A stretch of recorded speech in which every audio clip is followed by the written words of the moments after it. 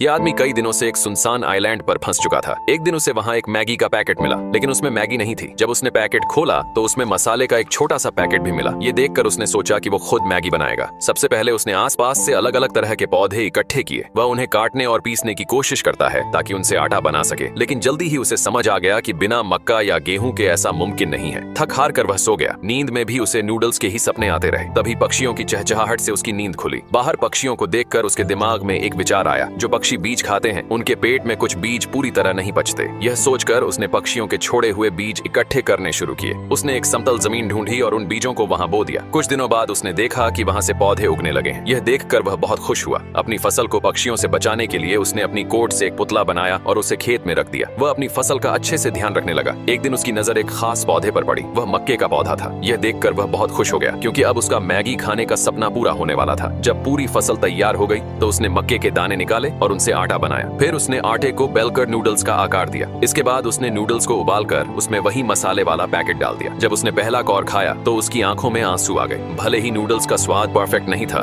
लेकिन उसमें उसकी मेहनत और जिंदा रहने की जिद झलक रही थी।